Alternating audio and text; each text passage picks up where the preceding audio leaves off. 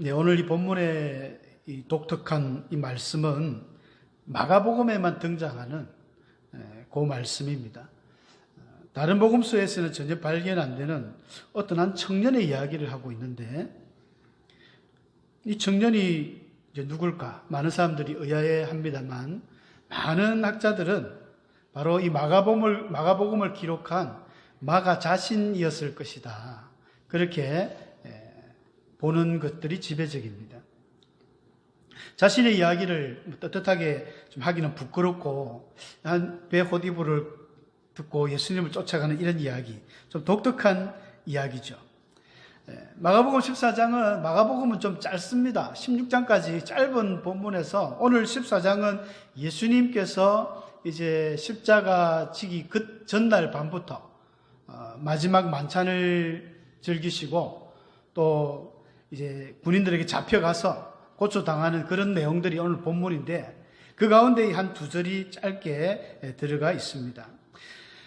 우선 이제 마가에 대해서 우리가 잠시 살펴보면, 마가는 사도행전 12장 12절에서 마가라 하는 요한, 이렇게 이름이 등장합니다.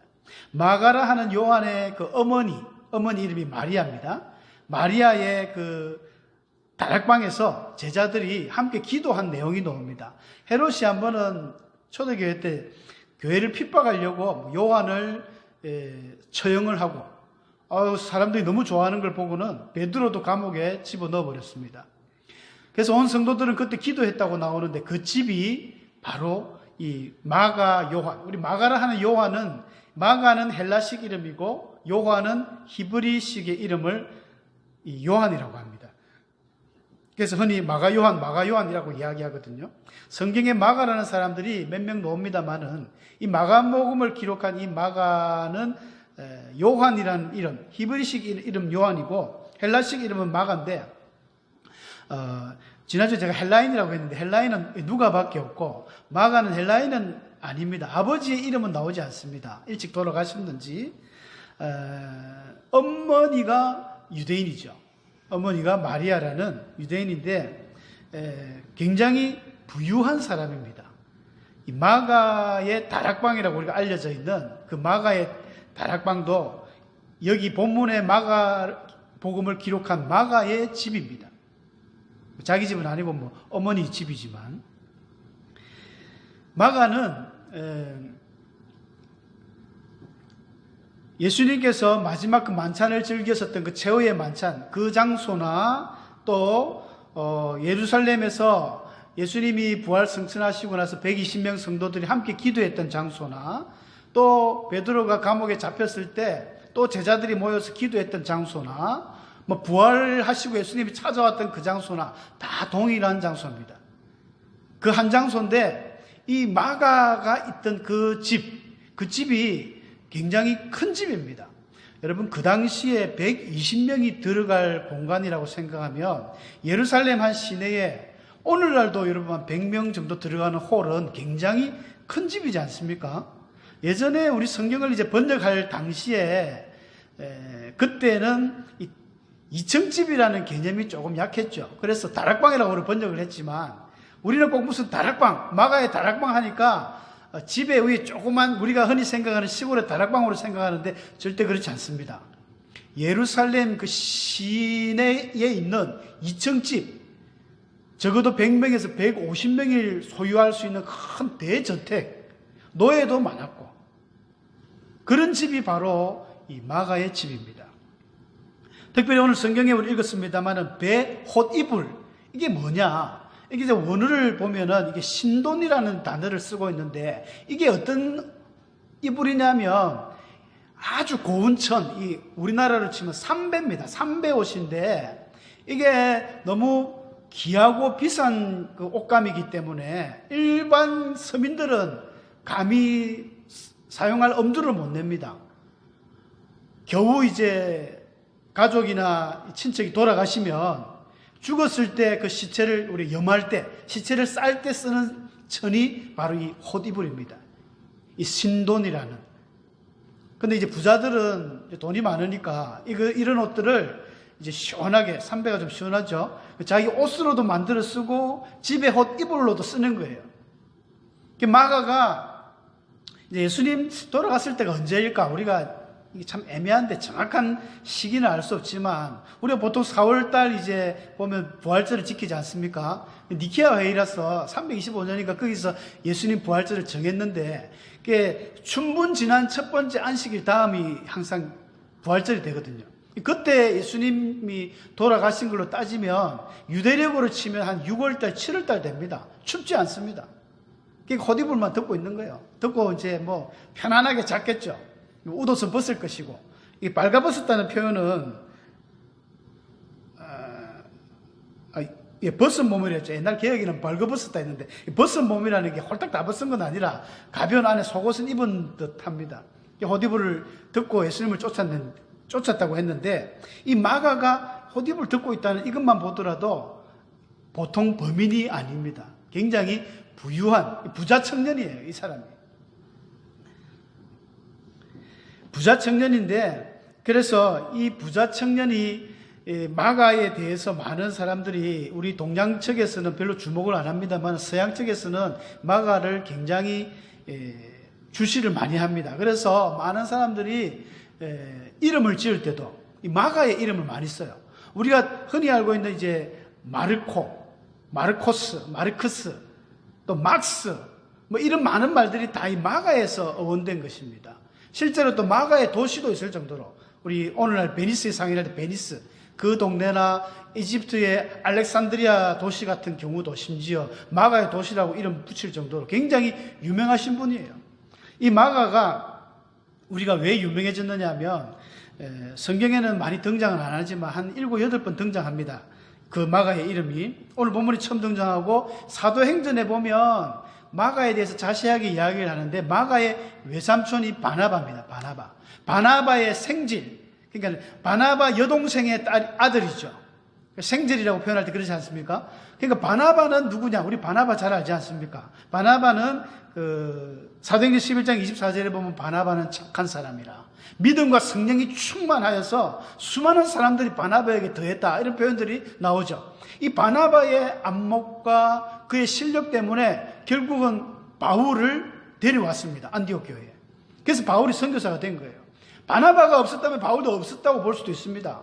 그만큼 바울이 안목이 있는 이분이 착한 사람이고 온유한 사람이고, 그러니까 자기 혼자 사실은 그 안디옥 교회를 할 수 있지만 그 바울을 보니까 저분이 뭐 우리가 소문은 안 좋지만 확실한 분이다. 공부도 많이 하셨고 이번에 다메섹으로 가는 길에 변화받은 인물이니까 저분을 쓰자 해서 바울을 추천을 했던 것이죠. 이런 바나바의 성품을 보면 마가의 성품도 우리 대충 알 수 있습니다. 바나바의 여동생의 그 성품도 가족이 다 비슷하잖아요. 피는 못 속인다고. 그 어머니 마리아의 그 성품을 받은 이 마가 요한이라면 마가 역시 굉장히 사람이 온유한 성품일 것으로 보거든요. 온유하고 그는 넓은 마음의 소유자입니다. 왜 그러냐 하면 이 사도행전에 보면 바울이 이제 첫 번째 전도 여행을 나갈 때에 마가를 그 수행원으로, 그러니까는 수행 비서로 데리고 갑니다. 바나바와 바울이 여보게 우리 전도 여행을 가자 해가지고 처음에 1차 전도 여행을 출발할 때 마가를 데려갔습니다. 그래서 마가가 수행 비서로 가다가 처음에 이제 비시디아 안디옥에 출발해가지고 구브로섬 갔다가, 구브로섬이 고향이거든요. 마가와 이 바나바의 고향이 구브로섬입니다. 키프로스라는 그 섬이 고향인데 그 고향을 지나서 그 다음 도착지가 이 밤빌리아거든요. 밤빌리아 버가에서 무슨 일인지 몰라도 마가가 중도에 돌아가 버렸습니다. 하차해 버렸어요. 정확한 이유는 성경이 밝히지 않습니다. 그런데 나중에 이 일이 확언이 돼가지고 2차 전도 여행을 떠날 때 사도행전 15장에서 예루살렘에 들렀던 바울하고 바나바가 이제 그동안 교회에서 모은 헌금을 딱 주고 이제 딱 돌아가려고 하다가 이 바나바가 그렇게 이야기하죠. 우리가 그동안 오면서 쭉 복음 전했던 교회를 다시 한번 돌아가는 길에 돌아보자. 다시 한번 이렇게 살피자. 바울이 좋다. 그러면서 선교를 가려고 하는데 바나바가 하는 이야기가, 그런데 저번에 그 밤빌리아에서 돌아갔던 마가를 같이 좀 데리고 가자 이랬어요. 자기 조카니까 다시 한번 기회를 주고 싶었던 거죠. 근데 바울은 그때 안 돼! 칼입니다. 절대 안 돼! 어떻게 주의 일을 하는 사람이 이랬다 저랬다 할 수 있나? 여러분, 바울은 이 선교 초기의 바울의 모습은요, 굉장히 이 카리스마가 있습니다. 무서웠어요. 칼입니다, 칼. 면도날처럼 날카로웠어요. 안 돼! 하면 뭐, 안 되는 거예요. 그에 비하면 바나바는 굉장히 온유한 성품이거든요. 그래도 바울, 여보게, 우리가 다시 한번 마가를 한번 기회를 주보자. 걔가 나쁜 아이가 아니야. 나이가 어렸거든요. 이때도 예수님을 처음 쫓아갈 때도 청년이라고 나오는데 나이가 많이 어렸습니다. 주의 제자에는 속하지는 못했지만, 그래서 이제 본격적으로 등장하는 사도행전에서 등장하는데 바울은 안 된다는 거예요. 무조건. 그래서 바울과 바나바가 심히 다투게 됩니다. 그래서 갈라서죠. 갈라서면서 이 바울은 실라를 데리고 가버리고 바나바는 마가를 데리고 다시 구브로로 가버립니다. 그 뒤로 한 10년쯤 지났을까요? 이제 바울이 자기 사역이 끝날 때쯤 해가지고 감옥에 들어가지 않습니까? 로마 감옥에 갔을 때 어떤 일이 있냐면, 이게 유대 전성에 나오는 이야기입니다만은, 이 베드로전서 5장 13절에 보면 이런 말씀이 있습니다. 이 베드로가 바벨론에 있는, 바벨론은 당시 로마를 상징했습니다. 그래서 로마에 있는 많은 교회가 너희에게 무난하고 내 아들 마가도 무난한다, 이런 이야기가 나와요. 이 말이 무슨 말이냐 하면, 베드로가 로마에 가서 사역을 좀 했다는 그런 이야기들이 있습니다. 거기 가서 할 때 마가가 같이 있었던 거예요. 마가는 베드로와 바울과 헤어지고 한 10수년 동안 그냥 완전히 인생 포기하고 인생 낙오자가 됐던 인물이 아니라 열심히 노력해서 로마에 가서 선교를 하고 있었던 거예요. 거기서 베드로의 만남이 있었습니다. 그래서 베드로를 수행을 하면서 설교를 또 대신 좀 통역을 했다는 이야기도 있고, 그때의 소식을 듣기를 바울이 감옥에 잡혔다는 걸 들은 거예요. 마가가 얼마나 마음이 넓고 온유한지 바울을 찾아갑니다. 여러분, 우리가 웬만한 성격의 소유자는요, 바울처럼 그렇게 핀잔 듣고 너 같은 인간은 아무것도 안 돼, 네가 무슨 주의를 해, 그런 정신상태로 너는 썩어빠진 정신 안 돼, 이래 해버렸으면 여러분들 같으면 바로 교회 나가겠죠. 다음 주부터 교회 안 오겠죠. 교회가 뭡니까? 예수 필요 없어 안 믿을 텐데. 마가는 그런 인물은 아니었습니다. 그리고 자기에게 그렇게 큰 상처를 줬다면 줬을 그 바울을 찾아갑니다. 찾아가니까 그때는 이제 바울이 나이가 지긋이 들었죠. 할아버지가 돼갈 때쯤입니다. 얼마나 놀랐을까요? 그래서 마가를 새롭게 봅니다. 이미 마가에 대한 소문은 다 들었겠죠. 주의 제자들하고 연결이 다 되니까. 그래서 새롭게 보던 차에 마가가 바울에게 큰 힘이 되어줍니다. 그래서 바울이 죽기 전에, 마지막 마메틴 감옥에서 죽기 전에는 디모데에게, 자기 영적 아들이 디모데라고 하는데 디모데에게 편지를 쓰면서 디모데후서 4장 11절에 그런 이야기를 하죠. 지금 내가 외롭다. 나 옆에는 누가밖에 없다. 누가만 나와 함께 있는데 네가 올 때에 내가 죽기 전에 마가를 꼭 보고 싶다. 마가를 데려오라. 그가 나에게 큰 유익한 일이 될 거다. 그만큼 관계가 변한 거예요. 여러분, 마가는 신약 초대교회 시대의 베드로와 바울은 거의 신앙의 양대 산맥이라고 할 최고의 인물들인데, 이 두 인물을 동시에 만날 수 있는 인물이라는 것입니다. 이런 인물이 흔치 않습니다. 그만큼 이 마음이 넓은 거예요. 또 편한 사람이고.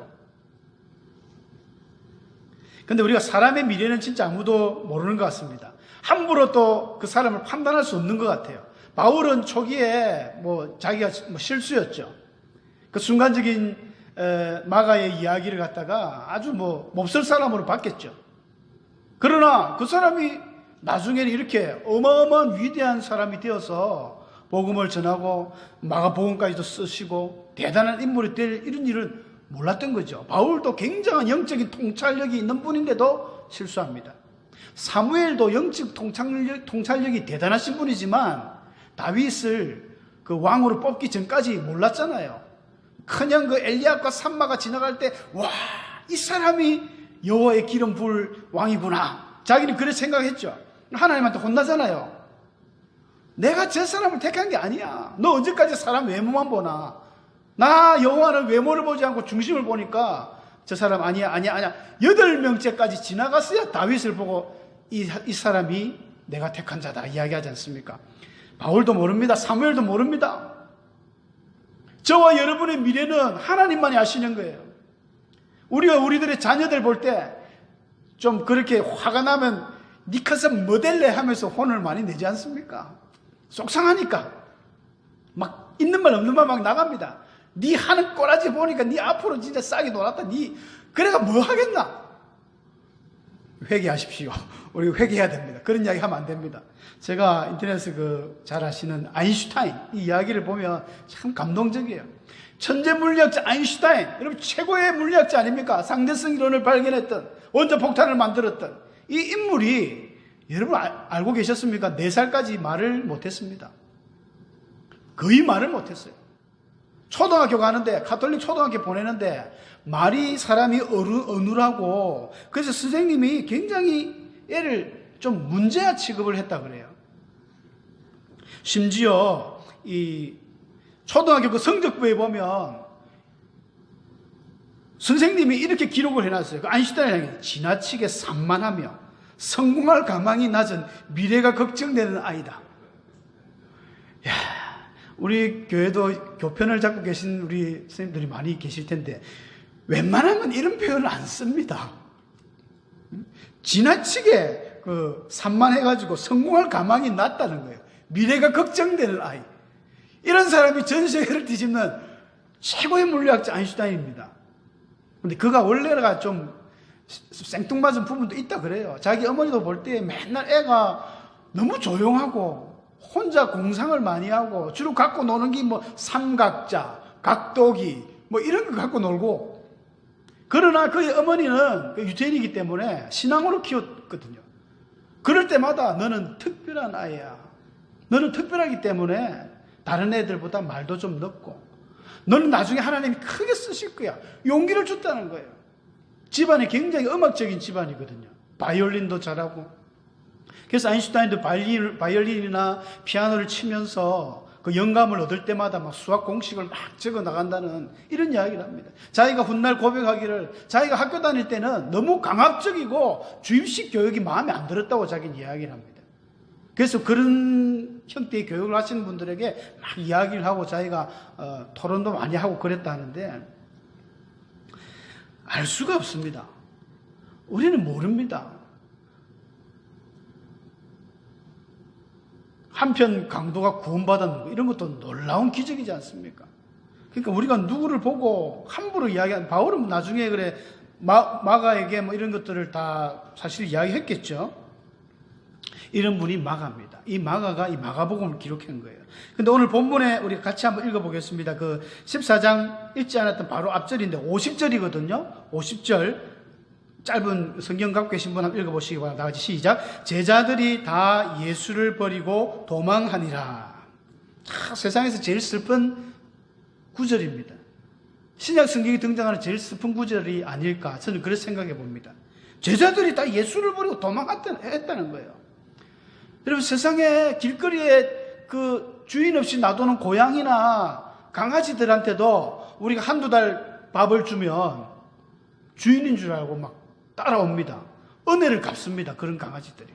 하물며 3년씩이나 함께 진짜 동고동락했지 않습니까? 함께 배고플 때는 배고팠고 정말 추울 땐 춥고 슬플 땐 슬프고 그러면서도 또 예수님 때문에 진짜 어깨 힘주고 다닐 때도 있었지 않습니까?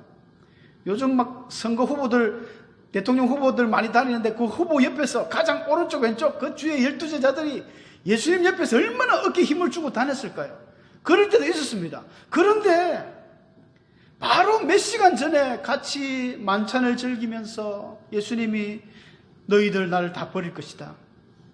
목자를 치니까 양들이 다 흩어진다 했다. 그러니까 제자들이 우리는 그렇지 않겠습니다. 절대 안 버리겠습니다. 베드로는 내가 진짜 죽을지언정 결코 안 그러겠습니다. 그런데 오늘 성경에는 뭐라 했습니까? 다 예수를 버리고 도망하니라. 도망갔다는 거예요. 베드로는 그나마 멀찍이 혹시나 해서 막 쫓아갔지만은 결국은 막 들키잖아요. 한 그 여자 종이 말이죠. 당신 말투가 말이지 그 나사렛 사람이네. 그때 뭐라 합니까? 예수님을 부인하고 맹세하고 저주하기까지. 예수님의 수석 제자라고 하는 베드로조차도 이런 거에 비하면 오늘 부자 청년이었던 이 마가가 훨씬 나을 수도 있습니다. 예수님의 특별히 제자도 아니지만 자기는 잠을 자다가 갑자기 웅성웅성하니까 한밤중에 일어난 사건 아닙니까? 예수님이 잡혀갈 때 벌떡 일어나가지고 막 옷 입을 기력도 없이 옷 이불을 둘러싸고 예수님 내가 괜찮아하고 내가 존경하는 예수님이 잡혀가네. 그래 막 쫓아간 거예요. 쫓아가다가 어느 일순간 군사들이 돌변을 해가지고 쫓아오는 사람들을 확 다 잡았던 것 같아요. 그러니까 뭐 걸음만 날 살려라 하면서 이불을 벗겨두고 그냥 막 벗은 채로 도망을 가버렸다는 이 본문인데 참 가슴 아픈 일입니다. 그런데 예수님이 이때 예수님의 마음이 어땠을까 한번 생각해 보면 물론 제자들이 저럴 수밖에 없는 연약함을 아시기에 이해는 하시지만 슬픈 거예요. 얼마나 슬프겠습니까? 마음이 찢어질 것 같아요. 우리가 진짜 알지 못하고 순간에 뒤통수 맞듯이 이래 당해버리면 허탈하기도 한데 예수님은 이미 다 아셨거든요. 저들이 나를 버릴 걸 알면서도 당할 때 그 마음은 참 섭섭할 것입니다. 그래서 예수님의 그 눈동자는 정말 연민의 눈동자, 슬픈 눈동자. 마음에서 눈물을 흘리는 주님의 그 눈동자를 여러분들이 느껴보시기 바랍니다. 그런 주님의 마음이었습니다. 우리는 어떻습니까? 우리는 자신 있습니까? 오늘날 많은 목회자들과 성도들도 우리 과거 우리나라의 처음 복음 초기나 우리 성경의 이런 초대의 성도들 그런 믿음의 신앙의 삶과 그 질에 비교해 본다면 한없이 우리는 퇴보되어 있을 것입니다. 누구라도 거부를 할 수 없을 것입니다. 수많은 일부 잘못된 목회자들은 교회 부흥이라는 아름다운 말로 포장을 했지만 실제적으로는 마치 거대한 기업이 그 진짜 자기 사업을 성공하기 위한 그런 목적으로 막 교회를 한없이 키워가려고 하는 바벨론 성처럼 키워가려는 그런 잘못된 생각이 얼마나 많습니까? 전도 대축제, 전도라는 이름으로 사실은 온 수많은 사람들은 문어발식으로 막 옆에 있는 개척교회 사라지거나 말거나 여러분 10,000명 이상 되는 교회 하나 쓰면요 주위에 개척교회 20개 문 닫는다고 합니다. 다 끌어오는 거예요. 진공청소기처럼 빨아들입니다. 그러면서 아무개 집사님이 아무개 장로님이 잘하면 그게 다시 보직을 줍니다. 더 잘해라고 성과급도 주고 회사하고 뭐가 틀린지 모르겠습니다. 그러면서 목회자들은 더 타락하는 거죠. 성도들이 막 좋은 차, 외제차 태워주고 비행기 태워주고 몇백만 원짜리 양복 해입히고 잘하는 것인지 모르겠습니다. 우리 성도들도 마찬가지입니다. 과거의 성도들 우리가 어린 양들이라고 표현했지만 요즘에는 거의 염소들이죠. 뿔 달린 염소입니다. 마음에 안 들면 뚫어 받아버립니다. 목사고 장로고 집사고 교회를 욕해버립니다. 교회가 하나의 종교 생활하는 대학교 안에 있는 무슨 대학 종교 동아리처럼 오직 자기 자신만 하는 거예요.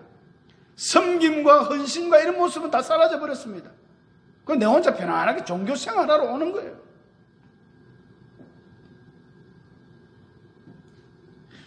예수님을 버리고 도망갔던 제자들과 이런 우리들의 모습이 뭐가 다를까요?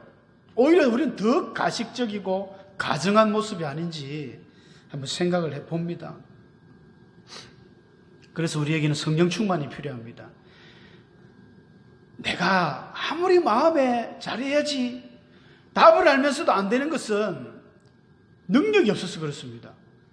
성령의 충만, 성령의 능력에 의지하지 아니하면 우리는 될 수 없습니다. 성령 충만 받지 않았던 베드로, 성령 충만 받지 않은 제자들, 마가들 다 도망갈 수밖에 없습니다. 그러나 이들이 그 예수님 성천하신 이후에 마가의 다락방에서 기도하면서 성령을 받았을 때 어떻게 변했습니까? 베드로가 더 이상 도망가지 않았습니다. 더 이상 부인하지 않았습니다. 성령이 아니고서는 누구든지 예수를 주라 고백 못한다 했는데 이제는 당당하게 베드로가 예수님은 주다 고백합니다. 내가 죽을지언정 감옥에도 가고 두려워하지 않습니다. 그 사내들이 무시무시한 공회원들이 앞으로 예수를 너 메시아라 그리스도라 전하지 마라. 참 이상하다. 나는 그래 못하겠다는 것이죠. 너희들이 한 이야기 얼마나 우스운 이야기냐 하면서 베드로가 당당해졌지 않습니까? 성령의 능력이었습니다. 성령을 따라 행하라. 그리하면 육체의 욕심을 이루지 아니하리라. 바울 사도가 이야기했죠. 술 취하지 말고 오직 성령의 충만을 받으라. 성령 충만에 대한 이야기는 성경에 엄청나게 많이 나옵니다. 그만큼 우리에게 중요한 것입니다. 성령의 능력이 아니고서는 우리는 다 넘어질 수밖에 없습니다. 우리는 성령과 함께 해야 됩니다. 고린도후서 13장 13절에 보면 오늘날 많은 목사님들이 우리가 축도를 할 때 쓰는 그 원본이 여기 있죠. 주 예수 그리스도의 은혜와 하나님의 사랑과 성령의 교통하심이 너희 무리와 함께 있을지어다. 여러분, 성령의 교통이라는 단어, 교통이 뭘까요? 우리가 차들 다니는 교통이 아니라 들어보셨죠? 코이노니아라는 교제입니다. 교제. 사귐. 수직적으로는 하나님과의 사귐이고 수평적으로 성도들과의 교제, 사귐입니다. 수직, 수평 다 되는 단어가 이 코이노니아인데, 여러분, 성령님과 우리가 그렇게 교통하고 동행하는 삶을 살면 더 이상 이 제자들처럼 예수를 버리고 도망하지 않게 될 줄로 믿습니다. 우리에게 성령 충만이 필요합니다. 그래서 더 기도해야 되고, 더 예배 열심히 드려야 되고, 더 말씀을 가까이 하셔야 되고, 주님과 함께 동행할 때에 우리 안에 내가 알지 못하는 희한한 용기와 담대함이 생깁니다. 주님을 더 잘 섬기게 된다는 것입니다. 마가와 같이 귀한 쓰이는 일꾼 될 수 있도록 성령 충만한